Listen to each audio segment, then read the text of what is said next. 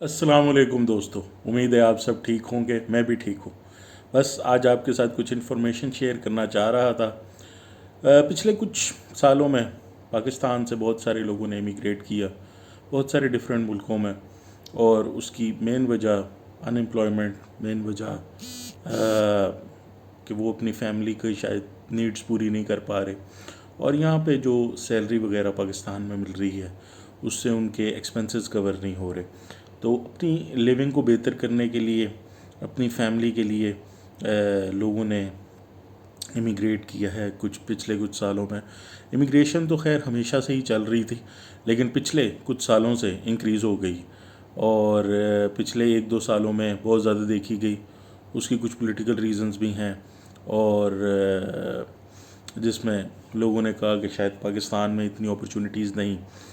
खैर, जो लोग बाहर काम कर रहे हैं वो भी पाकिस्तान के रिप्रेजेंटेटिव्स हैं, और वो भी फ़ॉरेन रेमिटेंस भेजते हैं, तो उनकी भी पाकिस्तान में डेवलपमेंट में कंट्रीब्यूशन है। और जो लोग पाकिस्तान में काम करते हैं उनकी तो डायरेक्टली है ही है। तो पाकिस्तानी कहीं भी हों, चाहे पाकिस्तान में हों चाहे अब्रॉड हों, एज अ फुल टाइम काम कर रहे हों या रिमोटली काम कर रहे हों, सब किसी न किसी तरह जब टैक्स में, रेमिटेंस में, अपनी सैलरी से, अपनी हार्ड अर्न मनी से कंट्रीब्यूशन करते हैं, तो वो सारे ही पाकिस्तानी हैं। और उनकी एफर्ट्स डेफिनेटली मुल्क के काम आती हैं, और उससे ग्रोथ भी होती है, डेवलपमेंट भी होती हैं, और नए अपॉर्चुनिटीज़ और एवेन्यूज़ भी खुलते हैं। क्योंकि पाकिस्तानी लेट से एक बंदा जाता है और वो जाके वहाँ पे स्टार्ट लेता है as an employee, as a worker, but after some years वो वहाँ पे अपना बिज़नेस इस्टेब्लिश करता है। उस बिज़नेस इस्टेब्लिशमेंट में 2, 4, 5, 10 वर्कर जो भी वो रखता है, वो कोशिश करता है कि पाकिस्तान से रख ले, या क्योंकि लोकल लोग शायद महंगे पड़ते हैं और वो अपने लोगों को अपॉर्चुनिटी भी देता है। तो इस तरह से एक बंदा जब जाता है और अगर वो बिज़नेस ओपन करता है अब्रॉड, तो वो वहाँ पे 5, 10, 15, 20 लोगों, 50 लोगों, 100 लोगों को एम्प्लॉयमेंट भी प्रोवाइड करता है। तो पहले शायद एक बंदा रेमिटेंस भेज रहा था, अब एक बिज़नेस जब इस्टेब्लिश हो गया तो 100 लोग रेमिटेंस भेज रहे हैं। तो इसका बहुत ज़्यादा फ़ायदा होता है। लोग डेफिनेटली यही कहते हैं कि जो लोग अब्रॉड रहते हैं उनकी कोई कंट्रीब्यूशन नहीं पाकिस्तान में, बट उनकी एक मेजर कंट्रीब्यूशन है, उस चीज़ को मानना चाहिए है कि वो लोग यहाँ पे जब प्रॉपर्टीज़ ख़रीदते हैं, इन्वेस्टमेंट करते हैं और अपनी रेमिटेंसेस भेजते हैं ऑन डेली बेसिस अपने घर वालों को या किसी भी अपने प्यारे को, तो उसमें डेफिनेटली नेशनल इंटरेस्ट है, और उससे बहुत फ़ायदा होता है। तो ये तो हो गई बात इस हवाले से, लेकिन जो मेन बात हम मुद्दे पे करना चाह रहे हैं वो है कि मलेशिया में एक वीज़ा इंट्रोड्यूस किया, डिजिटल नोमैड वीज़ा। अब ये डिजिटल नोमैड वीज़ा करता क्या है? डिजिटल नोमैड वीज़ा ये करता है कि आप रिमोटली काम करते हैं as a digital marketer, as a call centre representative, as a sales person, as a person जो कि शायद डिजिटल मार्केटिंग से रिलेटेड है, या ब्लॉगर है, या यूट्यूबर है, और उनका काम कुछ ऐसा है कि वो अपनी ऑनलाइन वीडियोस वगैरह पोस्ट करते हैं या ऑनलाइन डिजिटल मार्केटिंग करते हैं, लेकिन उनको कहीं ऑफिस फुल टाइम जाना नहीं होता, वो रिमोटली ऑपरेट कर रहे हैं, तो वो ये वीज़ा अप्लाई कर सकते हैं। उसके लिए एक सर्टन क्राइटेरिया है कि आप पर मंथ आपके पास एक $2000 की इनकम आनी चाहिए है minimum, in order to get this visa, और ये 2 सालों के लिए आपको मिलता है, विच इज़ ऑल्सो रिन्यूएबल। और इसमें जो अच्छी बात है कि अगर आप इस वीज़े पे मलेशिया जाते हैं तो आपको वीज़ा मिलता है, आपके डिपेंडेंट्स, आपके पेरेंट्स या आपकी वाइफ, उनको भी वीज़ा मिलता है, बच्चों को भी वीज़ा मिलता है। एट द सेम टाइम ये कोई आपके ऊपर टैक्स लाइबल नहीं होता। टैक्स के हवाले से बात करें तो ये एक मेजर चीज़ है कि आप किसी भी जगह पे हों, आप काम कर रहे हों, तो वहाँ पे टैक्स की लाइबिलिटी बहुत ज़्यादा आ जाती है। और जो रिमोट वर्कर्स हैं उनके लिए कई कई जगहों पे डबल टैक्सेशन भी आ जाती है कि, लेकिन मलेशिया में ये है कि अगर आपकी इनकम किसी और मुल्क से आ रही है और वो मलेशिया में नहीं आप अर्न कर रहे और बाहर से अर्न कर रहे हैं, तो for digital nomad visa there is no taxation.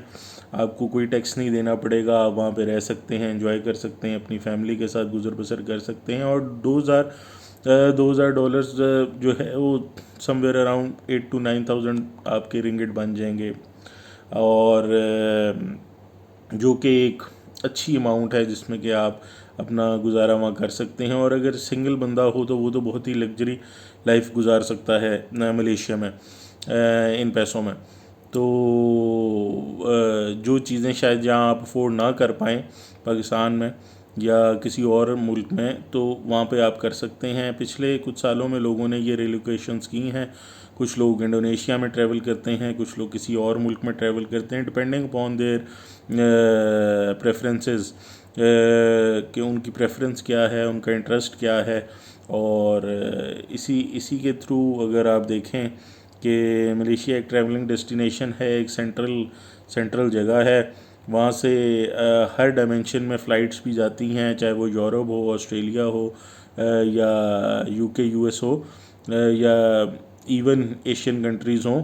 तो अगर आप सेंट्रली लोकेट होना चाहते हैं, एक सेफ़ और अफोर्डेबल लिविंग चाहते हैं जहाँ पे आप इजीली रह सकें और आपको विदाउट एनी प्रॉब्लम वीज़ा भी इशू हो जाए, तो इनकी वेबसाइट पे, गवर्नमेंट की वेबसाइट है MDAC, आई बिलीव MDAC.gov.my, उस पे जाकर आप ये सारी अपना फॉर्म फिल करके अपनी बैंक स्टेटमेंट्स और बाकी डॉक्यूमेंट्स बेसिक दे के, जो कि ये प्रूव कर सकें कि आपको मंथली इनकम $2,000 से ज़्यादा या $2,000 तक आती है और आप अपना काम रिमोटली ऑपरेट करते हैं, तो आपको इजीली वीज़ा मिल जाएगा, आपके डिपेंडेंट्स को भी वीज़ा मिल जाएगा और आप लोग वहाँ पे शिफ्ट हो सकते हैं इस तरीके से, और डिजिटल नोमैड वीज़ा ले सकते हैं। तो ये एक अच्छी अपॉर्चुनिटी है। और जो लोग ये सोच रहे हैं, या काफ़ी सारे लोग होंगे जो कि ऑलरेडी शायद $2,000 से ज़्यादा ही कमा रहे होंगे, क्योंकि कई लोग हैं जो कि अमेज़ॉन, शॉपिफाई और इन चीज़ों पे काम कर रहे हैं, बट वो शायद इन अपॉर्चुनिटीज़ के बारे में जानते नहीं या उन्होंने एक्सप्लोर नहीं किया। तो उन्हीं के लिए ये वीडियो है कि अगर वो जाना चाहते हैं तो वो मलेशिया का डिजिटल नोमैड वीज़ा ले सकते हैं और इजीली वहाँ पे शिफ्ट कर सकते हैं और वहाँ पे रह के विदाउट एनी टेंशन अपना टाइम स्पेंड कर सकते हैं विद ज़ीरो टैक्सेशन, जो कि आपको गल्फ़ में बेनिफिट मिलता है। और गल्फ़ के अलावा आई डोंट थिंक कि कोई और कंट्री इस तरह का बेनिफिट देता है कि जिसमें कि आपको ज़ीरो टैक्सेशन हो।